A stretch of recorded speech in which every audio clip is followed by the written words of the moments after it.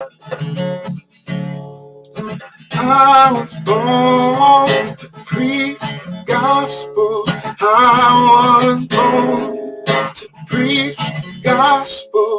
I was born to preach the gospel. And I sure do love my job. Yeah. I was born to preach the gospel.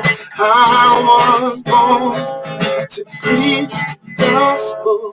I'm born to preach the gospel. And I sure do love my job. Yeah. Yes, I really love my job. I'm a disciple that makes disciples, that makes disciples. Oh, I'm a disciple that makes disciples, that makes disciples. I'm a disciple that makes disciples, that makes disciples. Yes, I'm a disciple that makes disciples, that makes disciples. I'm a disciple that makes disciples, that makes disciples.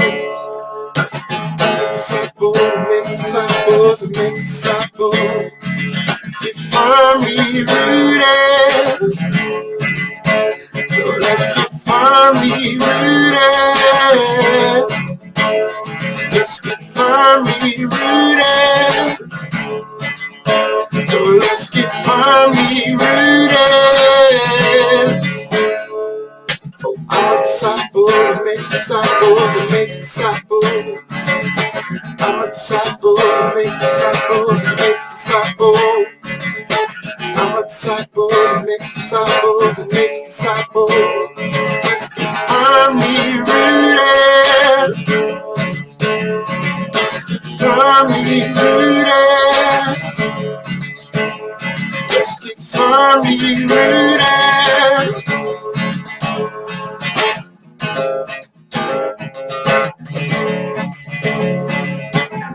Yeshua, Yeshua, Yeshua, Yeshua, Yeshua, Yeshua.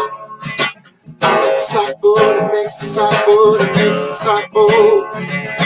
We are disciples that make disciples, that make disciples. We are disciples that make disciples, that make disciples. We are disciples that make disciples, that make disciples. Let's get firmly rooted. Firmly rooted.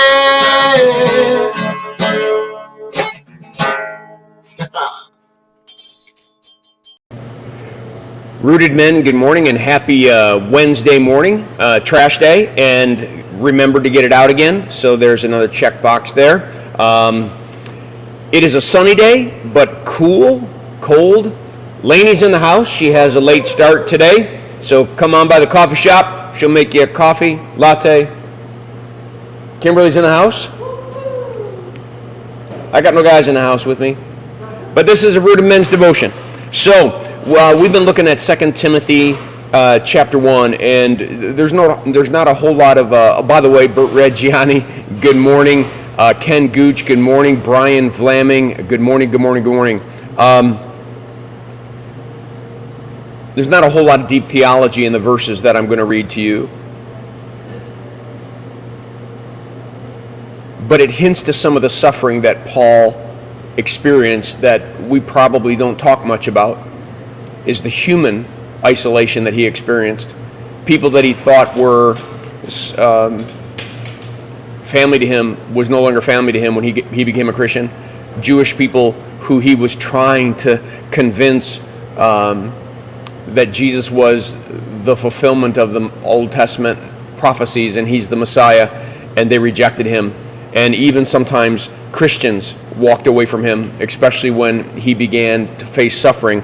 And so he says, you know that everyone in the province of Asia has deserted me, including Phygellus and Hermogenes. They've deserted me.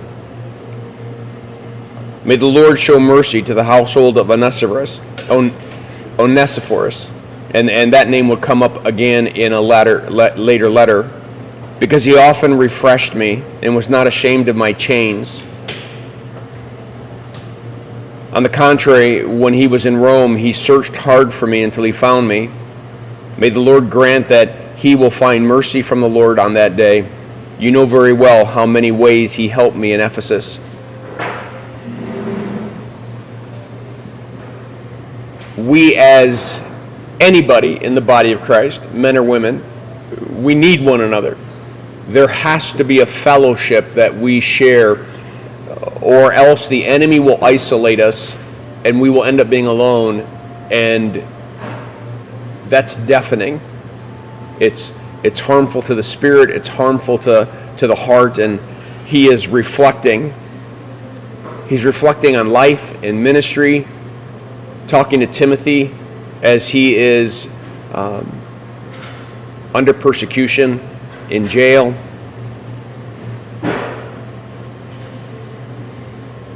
You got to think about what it was like for Jesus, knowing that all of his disciples were going to flee from him in the Garden of Gethsemane. They're all going to run. There's no one that is going to come to his defense.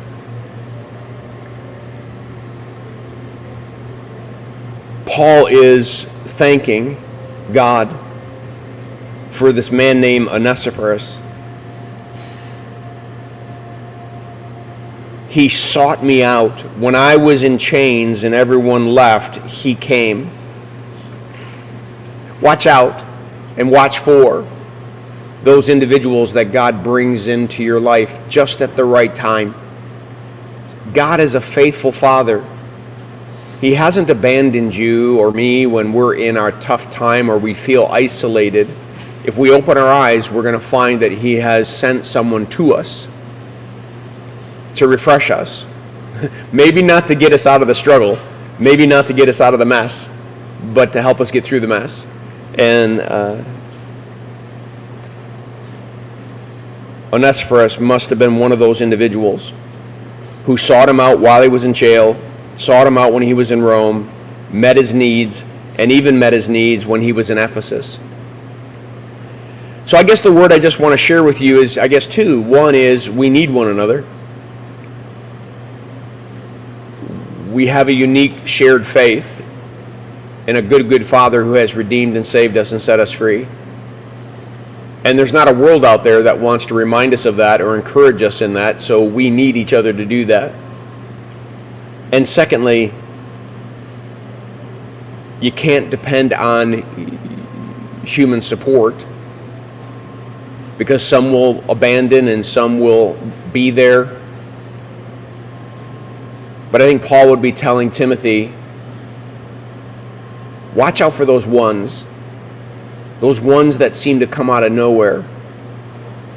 In the midst of your trials, in the midst of your struggles, they come out of nowhere.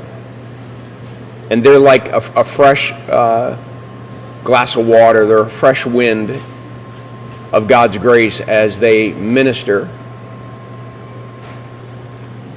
This individual had the gift of ministering, caring and having compassion, and God put him in Paul's life at just the right time. I just think it's beautiful. I think it's beautiful that he's reminding this young pastor Timothy that if you look hard enough, you'll find God. You'll find him. And that even situations then can be righted with the Lord at hand. All right.